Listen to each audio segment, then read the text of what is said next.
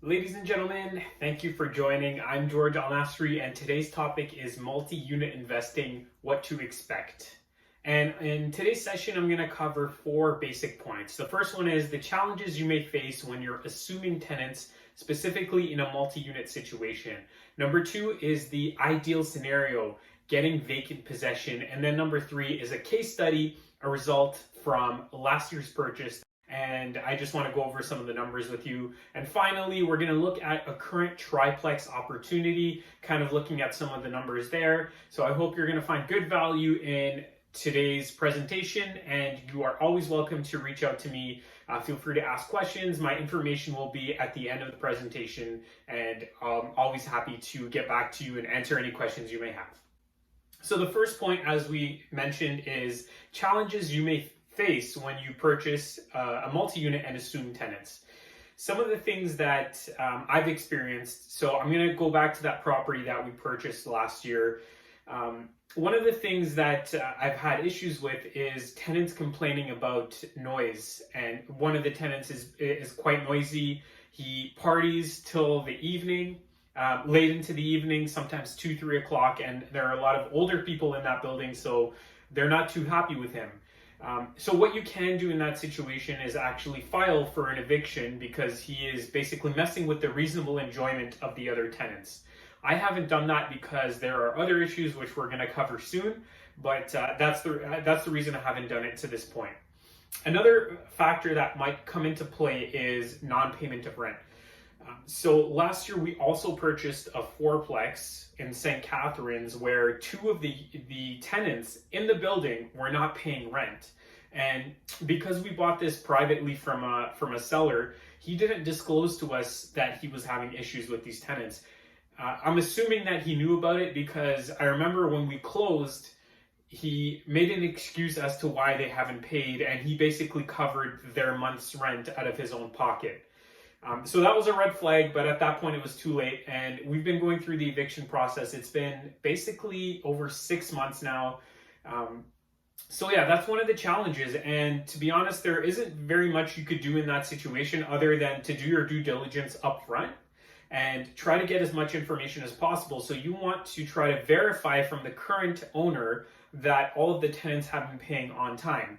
And what that means is looking at potentially some of the bank statements, if they're willing to share, if the seller is willing to share his bank statements, or even a screenshot of his bank account showing e-transfers or things like that coming through.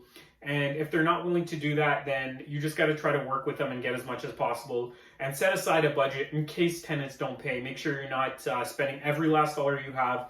Set aside a couple $1,000s. Expect the non-paying tenant to take you for a ride. Go 6 to 8 months without paying. So that's definitely something you want to keep in mind. So the next thing we want to look at are bed bugs. The property I purchased last year had bed bugs in it, and that tenant that's also causing the noise problems, he's the one that I believe is the source of the bed bug problem. And the reason I say that is I've had treatment multiple times on the building, and he's the only tenant that's not cooperating with the preparation. The companies, pest control companies, they're going to provide the tenants with a prep sheet which tells them what they should do ahead of the appointment. And so I visited the property the day before the pest control company was coming, and that tenant hadn't done anything on the list, and therefore I was able to file an eviction on those grounds by getting a letter from the company stating that that's what they had seen, and that is potentially the reason the bed bugs are continuing to exist or remain in the property. So that's one of the problems. And what can you do about bed bugs? Really, getting vacant possession would be ideal in that situation. It's not always possible, but if you have a vacant building, it's so much easier to remediate and to get the right treatment done. And then also the renovations can potentially eliminate them just by ripping out all the old stuff and putting in new stuff. So that's what you can do with bed bugs. It's not an easy problem to fix, but it's something that you can definitely address. So the next thing is sewer stacks and sewer backups. A lot of these older buildings, especially if you're buying in like Hamilton, Niagara, that area, you're going to have buildings that are over 100 years old, and a lot of them have clay pipes. So the way it works is all of the sewer lines in the property, they all lead down to the basement, And from there, there's usually a line that goes out to the city property, out onto the street, and connects to the main sewer line from the city. And that main sewer line on your property, if it's an older one, is typically clay. Clay cracks, it breaks. It's not meant to last 100 years. And unfortunately, if that happens, you're going to have sewage backing into the house, or just kind of gathering in the basement. So if you have a finished unit, that's obviously a huge problem. It's going to smell really bad. The tenants are not going to be able to stay there. So what you can do, again, it's often about budgeting and understanding what you're getting yourself into. Just know that if you're buying an older property, you have to set aside a couple $1,000s. It can cost you anywhere from, like, if you're doing the whole sewer pipe, the whole stack, it's going to cost you potentially $10,000 to $15,000. If you're just going to replace a portion of it where it's busted or broken, it might cost you $4,000 or $5,000, depending on how the extent of the repair. So just budget for it. Make sure you're ready for that type of issue in an older property. The other thing that I've had issues with are leaky pipes. Plumbing that wasn't done properly. The previous owner just did whatever they could to put a Band-Aid fix on whatever is coming up. So you should get an inspection done with a plumber and see what's happening. When I purchased the property last year, the main floor unit, the bathroom kept leaking, like the ceiling on the main floor bathroom. It kept leaking over and over, and he would say that it's flooding his bathroom. And it turns out that the unit above him, all of the plumbing was loose, and the taps, the toilet, everything was leaking, and it's all gathering into his unit. So I had to get the plumber in there, do a bunch of repairs, and also had to do some repairs in the basement as well, because there were some leaks there. So again, when you're assuming tenants, it's not ideal, but you're going to have to probably piece together the repairs. It's so much easier if you get vacant possession, but that's not always possible, as you know, especially in this market. But soon we're going to cover some tips and tricks on how to get vacant possession. And finally, one of the other, and probably one of the more important issues, is that you're getting lower than market and all-inclusive rents often in these older properties. So usually these landlords have been around, they've owned the property for 20, 30 years, and the rents are way below where they should be, and they're all-inclusive, so you're paying a lot for utilities every month. So one of the things you could do in that situation is to separate the hydro meters. That's the very least you can do. And I actually used Wise Meter. Wise Meter is, instead of going to the city and getting the hydro panels set up on the outside of the house, they have their own electronic system that gets installed in the house. And through their system, they're able to separate and monitor the hydro use for every unit.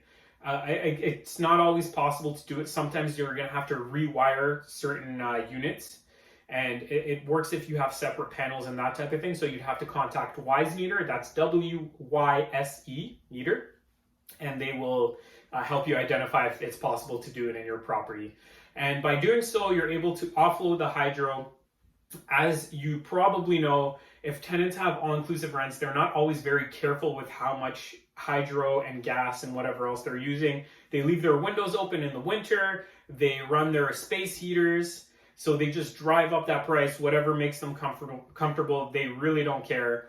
So just separating that hydro helps a lot. And then there's obviously other little things. We talked about a little bit about plumbing, so replacing some of those fixtures, some of the shower heads and the faucets and the toilets, making sure you don't have leaks to try to reduce your expenses. And I just wanted to share some words of inspiration. And the first thing that came to mind was a book that I've been reading by Oprah, which says that making a bold move is the only way to advance toward the grandest vision the universe has for you. And I truly feel like by getting into something that's a little bit uncomfortable, by getting into a multi-unit or into a bigger project, if you're already in small multis, maybe you're talking about 20-unit apartment building or whatnot, it really pushes you, it makes you better, it brings a lot of good things to your life. So I truly believe in what she's saying. Now let's talk about the ideal scenario, vacant possession. That is about as good as it can get, because you can go in there, you can fix up the units, you can drive up that value, force appreciation, you can pick the tenants you want, and then it allows you to refinance. And I think a lot of people right now are probably wondering, how do you do that in this market when there are multiple offers, when there are so many people looking to buy real estate? How can you potentially get into a vacant possession or get a property with vacant possession? Well, luckily, sometimes it just happens. Sometimes you have a property that comes on the market and the landlord prepared for it, so they've already spoken to all the tenants, and you can get vacant possession that way. But I can guarantee you that in those scenarios, there are going to be a lot of people jumping on it, and if you don't buy it within the first probably day or two, you're going to lose out. So you got to be really fast in that situation. Other things we can do, we can actually negotiate for vacant possession. What I've done with clients sometimes is we have a conversation with the listing agent, and we figure out if the seller is willing to do it. If they have a good relationship with their tenants, and maybe they've just discussed with their tenants that they're looking to sell, the tenants might cooperate and actually allow you kind of work with the landlord and leave on their own. And that's perfect. And we put a clause in there that if the tenants don't vacate by the closing date, we can actually extend the agreement, or we can walk away from the deal and get our deposit back. So it's a win-win. You can't lose as a purchaser in that situation, and it could just lead to so many good things, as we discussed before. So those are some of the benefits, and how we do it is by negotiating or by acting very, very fast. And I wanted to quickly go over a case study. So that property that I've been telling you about with all those issues was purchased last year directly from a seller for $445,000. And we put in about $60,000 in renovations.